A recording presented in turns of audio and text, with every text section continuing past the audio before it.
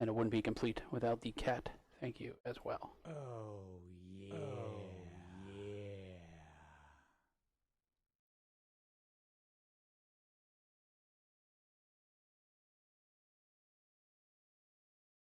Oh, yeah. Oh, yeah. Oh, yeah. Like I get the echo of the oh yes. I get multiple oh yes.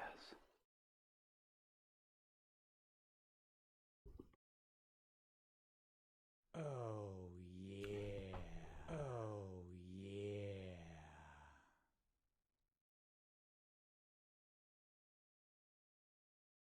See if we get them all in there. Sometimes Streamlabs gets kind of glitchy a little bit as well. So thank you again for the follow. Yeah. Oh, if I put my face right here, I become the cat. That's pretty cool. Oh, yeah. We need all these duplicates now. Oh, yeah. Know what I mean? What I'm talking about here? I'm a cat now. Oh, yeah. Trying to get them all in. Oh, Much appreciated. Yeah. You will have dreams of the oh yeah. Oh, we still got more. Yeah. Thank you all. I think we got them all. Once again, Oh, off stream follows. yeah. Always still want to give. And on stream, thank you.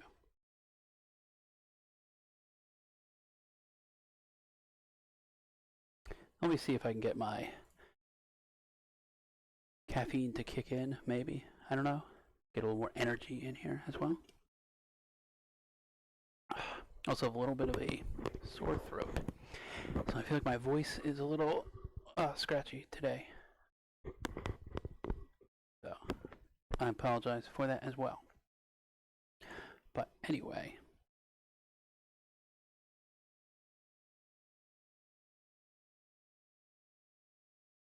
So I wanted to talk a little bit today before we jump in to some gaming. Although I haven't decided what game to play yet as well.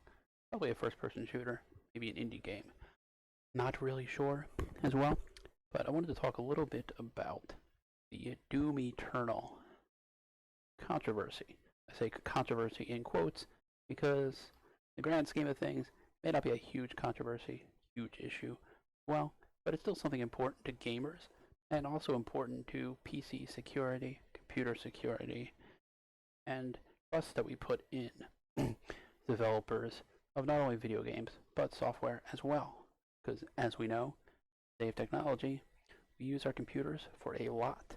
Could be work, could be school, could be personal items, could be things you don't really want the rest of the internet having access to as well. Could be banking, financial. Could just be you don't want your computer to be slow and run like crap. But what is the Doom Eternal scandal? So, in Doom Eternal, there was an update the other day, and bear with me here, as I'm trying to read some information off the internet as well. I have a copy of Doom Eternal and discovered this as well. So apparently Bethesda added in the anti-cheat, we say anti-cheat piece of software into Doom because they're trying to expand the multiplayer. Now, unfortunately, cheating is rampant in video games and in multiplayer. So I could go on a whole soapbox as to why cheating is stupid and dumb in video games. I never understood, and you probably never understood, why people cheat in video games. Cheating is bad in any way, all the time. No matter what it is in, don't cheat. But in video games, why are you cheating? What is the purpose? You can say that you're fake good at a game. Doesn't make any sense. But that's a soapbox for another day. Don't cheat. But anyway, back to Doom Eternal. So Bethesda installs software now into your computer system, not just into the game.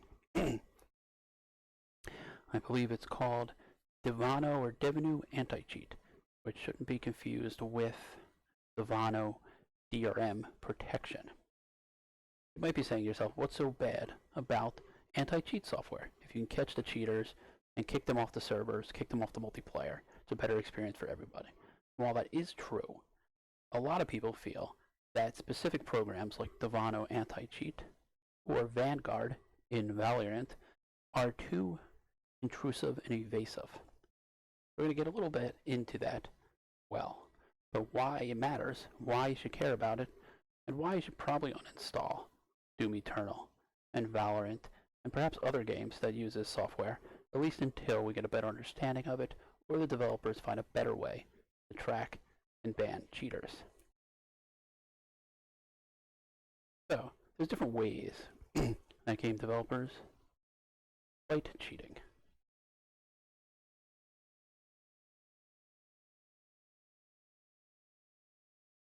So how do they fight cheating? So one of the most common ways, at least from what I can tell, is like in Call of Duty, they have a report feature. You can click on a user's screen name in the game and report them for various things that you feel that they've done. Then we assume that the software kind of scans and flags that as well. The human person at the developer company might look into it. It might be looking for a pattern of behavior or moves or mechanisms in the game that doesn't seem normal game operation. So they might actually look at the footage from the game when it was reported. Is that gamer, is that character playing as you would expect? Something seems off about it as well. They might also go into the game code. I'm not a developer, so I don't know all the nuances of it. They may also go into the game code to look around and see, was anything altered, was anything changed? Because there's different levels of cheating. There's people that just use patches, a little bit of hacks. They might use something, give themselves a slight advantage. But a lot of those are running on exploits in the code that somebody else made. This person purchases or uploads into the system so that they get an advantage into the game. Could be making the hit markers in a first-person shooter much bigger. Could be making damage protection stronger. Could be making the armor invincible. Could be doing a number of different things. Could be everything from movement to firepower in a game, right? Could be manipulating the environment in the game as well for an advantage. But regardless of how it's done, the report feature tends to be a very common feature in games. Now, a lot of them are false positives. People will report anybody for anything as well. And I understand from a developer perspective, perhaps, a lot of these developers, that's a lot of manpower and computer processing power to go through all these reports. So enter companies like Devano that develop this software that can automatically scan for unusual behavior in the game and take it a step further and scan for unusual software. And this is where it gets a little sticky. Unusual software on your computer while you're playing the video game that might be identified as cheating software or manipulative software that alters the game code in some way. Kind of like DRM, where it wants to make sure you're running a legitimate copy of the game. This software scans your computer system for signs of altered programs, code, cheats, exploits, what have you, that are running in the background while you're playing the game. Again, not a developer, not a coder, so might not be using all the terms 100% correctly here as well. So why does this matter in terms of games like Doom Eternal? And I'm going to mispronounce this game, I don't actually play it myself, Valorant as well. These are the two games that came up the most in recent controversy of using very invasive anti-cheat software as well. So, why does it matter? So, practically speaking, some people are simply upset because they bought a game like Doom Eternal that didn't have this software in it. And then there was an update, and now there's software in the game that they didn't agree to, they didn't pay for, and wasn't advertised as part of the game in the beginning as well. You might say to yourself, well, there's always updates to video games. What does it matter? Well, it matters in this part because apparently for people on Linux, it made the game like Doom Eternal unplayable. They couldn't actually play the game anymore. And if you bought it on a digital platform like Steam or Bethesda.net, you can't do anything with the game. It's a useless copy of a game you can't play anymore that you've already paid for. A lot of people are upset by that. They simply want to get a refund or store credit for a game that the update simply broke if you use Linux. Other users are reporting that it's slowing their computer down, it's crashing the game more, making it not as playable or as enjoyable. Therefore, they're arguing it's not the product that they purchased when the game came out. Many argue that if you were going to put this anti-cheat software in the game, it should have been in there when the game was launched and advertised, so people could make an informed decision whether or not they wanted to purchase that game or not. You might be saying to yourself, okay, it breaks the game for some people. Why does it matter? And sometimes I jump around a little bit, so it's important to point out that it doesn't appear to impact consoles. So it doesn't appear to impact Nintendo Switch, PlayStation 4, or Xbox One, or Xbox One X. It only appears to impact PC gamers specifically, because it's software that runs specifically on PCs to track cheating software and to detect those exploits running while the game is running as well. So other people feel that's an unfair situation as well for PC gamers who are, one, usually buying digital copies. So it's not like you just give the game to a friend or trade it in or easily sell it. You're often stuck with a digital copy you can no longer use. So a lot of people feel it wasn't as advertised by Bethesda. Now we'll get into Riot Games and their Vanguard anti-cheat system in a bit as well, but that's been around a little bit longer, so it might be a little bit different. So that's the one part of the issue of why people are upset with Bethesda specifically over the Doom Eternal thing. It breaks the game for a lot of people, that they can't play it. It only impacts PC gamers. And it wasn't advertised or in the game when people purchased it, so they feel a little misled. And it's a trust issue, because you're allowing these developers a lot of access to your computer when they put their software on your computer. So you want to be confident that they're being transparent and honest with what they're putting on your computer to run the game as well. So that's the one part of it. The other part, and the more concerning part, is why does it matter from a computer security perspective?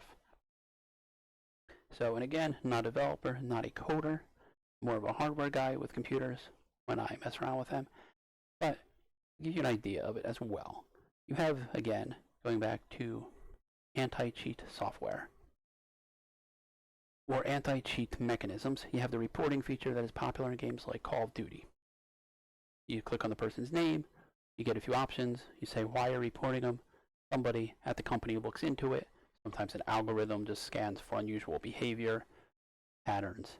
You see that commonly with voice chat and text chat reports, right? A system just scans for words that are offensive or inappropriate and flags it. These report features in multiplayer games work in a similar manner, and then often a human person will review. Human person, why did I say that? Well, human will review it and check to see if everything is okay or if that person is doing something unusual in the game, like cheating, and how they're cheating as well. That's not evasive at all. It doesn't really impact the gameplay, doesn't impact the operating system, the computer system, or the platform, or the in-game mechanics that you have in the game. Then the next level is there's anti-cheat software that comes bundled with the game. It's only within the game itself, might be on the servers if it's a multiplayer game as well, but it's not on your computer. It's not in your computer processes. It's part of the software of the game itself or on the servers of the game you are playing on. So the argument against those by the developer is that there's workarounds too, though. Now, obviously, I'm not going to get into the workarounds in a video here on Twitch or YouTube because I'm not going to help people cheat, because cheating is stupid. You shouldn't do it. But a lot of developers argue that there's an easy way to work around these type of surface level or in-game anti-cheat mechanisms. They also argue that there's a lot of false positives, so some people get banned from a game for cheating when they didn't actually cheat.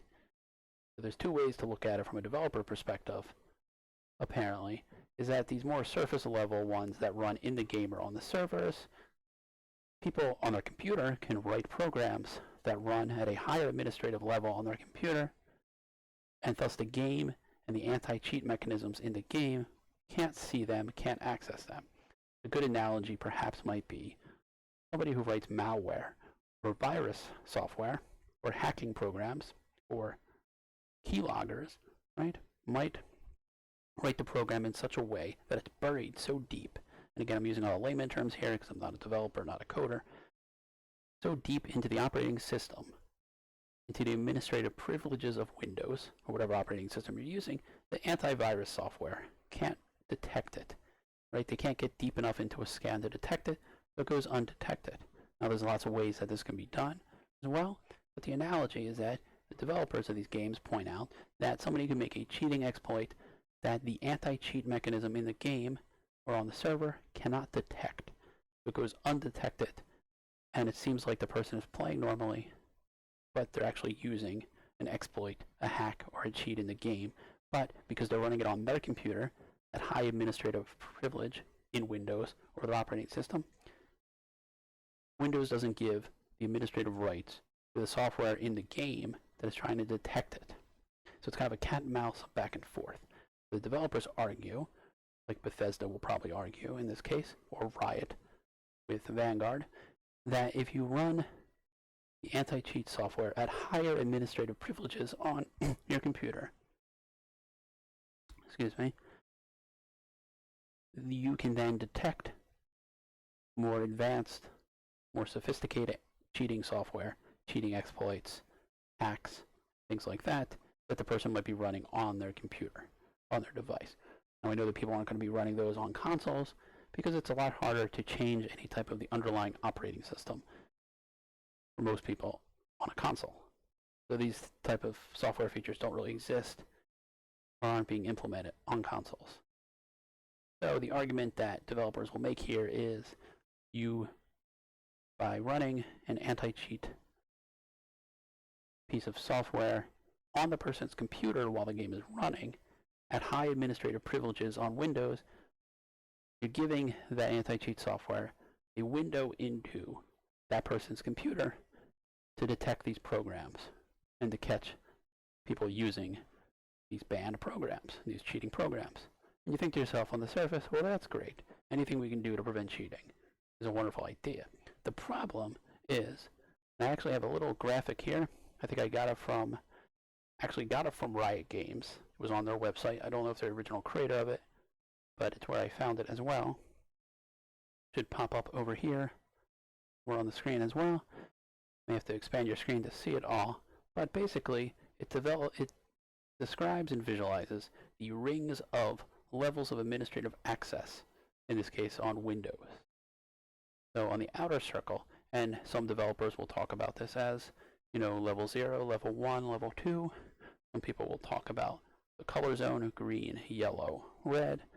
Others will talk about the kernel level as well, which is part of, again, using layman terms here because not a coder, not a developer,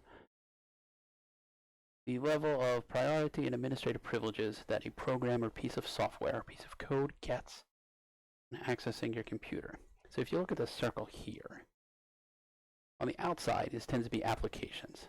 This might be the game that you install and you run, might be Microsoft Word, might be a web browser, might be music software, iTunes, any type of application that you run on your computer.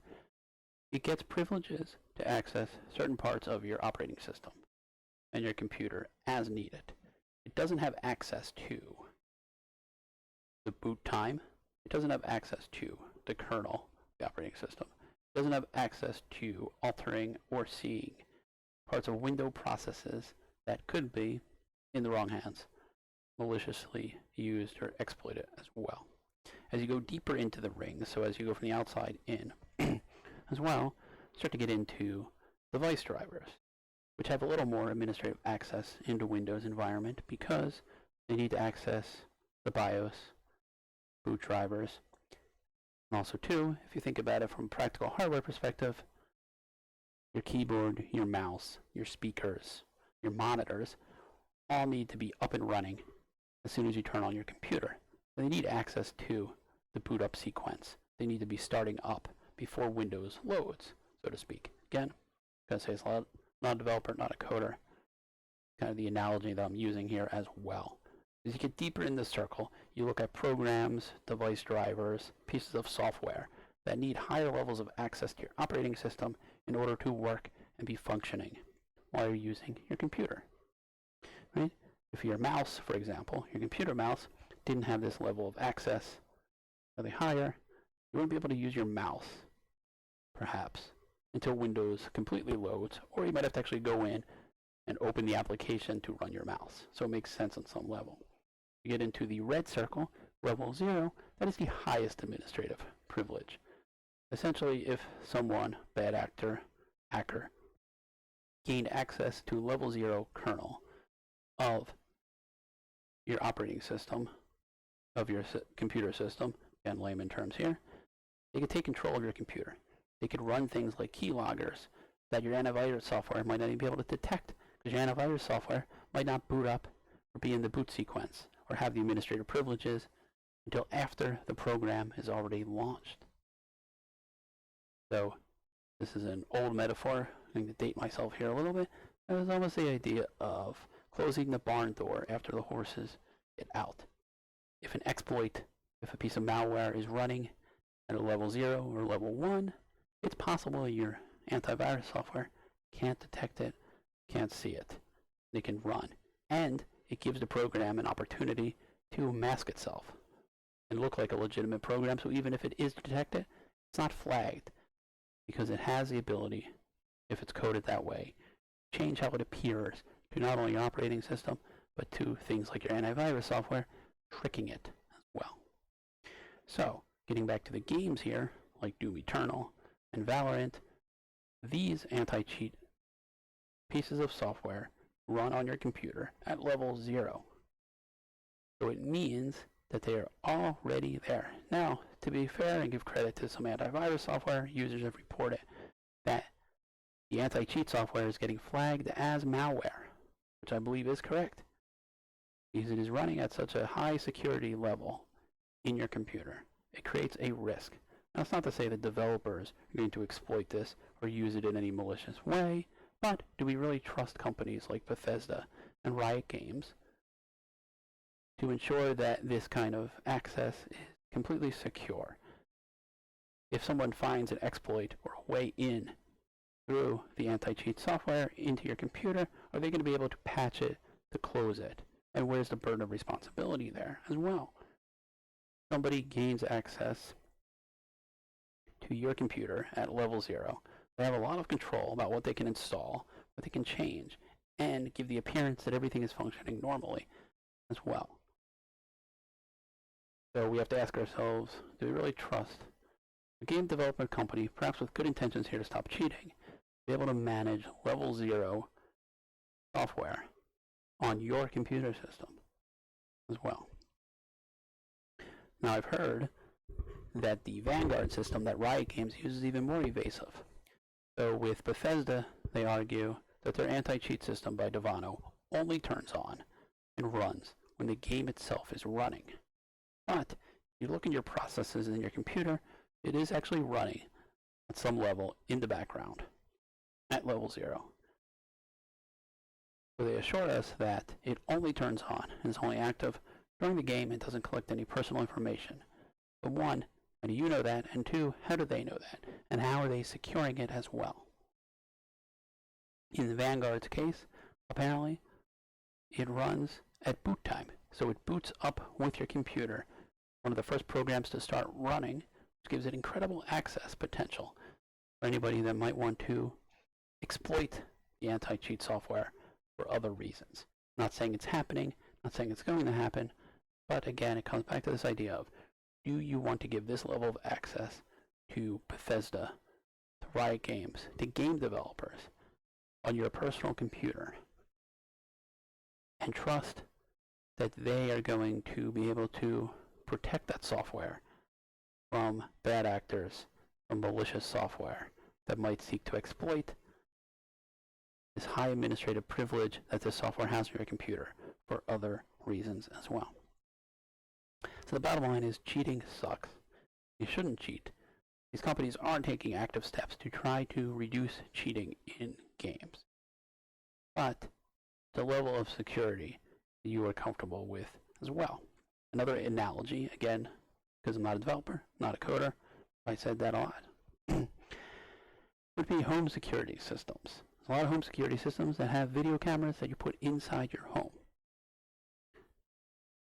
And you have to ask yourself, with those, what level of trust do you give to those companies to ensure that they're hardening their system They're often connected to the cloud, connected to the internet. That bad actors, malicious software isn't going to somehow exploit those security cameras inside of your home. Not saying it's happening, not saying it's going to happen, but we're giving a huge level of trust to tech companies, to developers, for this level of access. So if you take the security camera analogy, you have a security camera inside your home. What if that gets exploited? What if there's a security breach and other parties get access to that camera? You might not even know. The company might not even know. The same analogy can hold true with a lot of this anti-cheat software that runs at a high administrative privilege on your computer. Not really necessary. Stop cheaters. The intentions are good, but you have to ask yourself, is it worth security risk to whatever you have on your computer? And could somebody take control of Devano or Vanguard in a way that the developers didn't intend, and then would you even know? So a lot of gamers, if you go online and look up Doom Eternal and Devano, are not very happy with this situation, and many are demanding refunds, uninstalling the games as well. If you want to remove the game, which appears to be the best option at this point, simply can uninstall the game and restart your computer. Some people have found that you have to use an advanced uninstaller or go into Windows if you're using Windows and uninstall programs and look for Vanguard or Devano and manually uninstall it. However, as it currently stands, if you uninstall it, Doom Eternal or Valorant will not run anymore.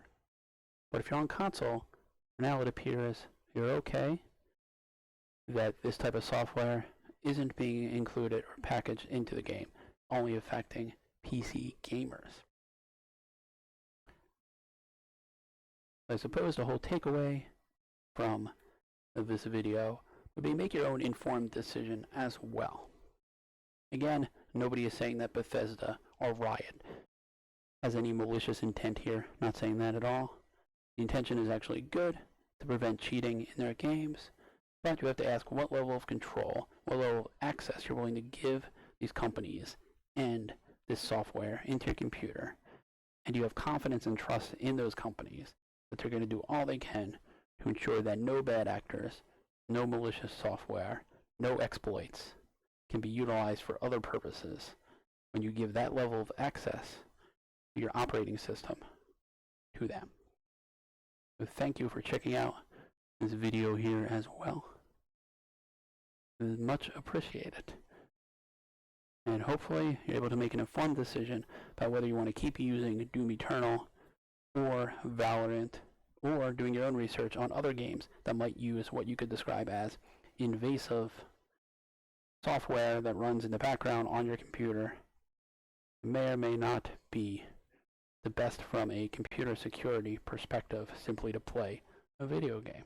Make your own informed decision there as well. Thank you.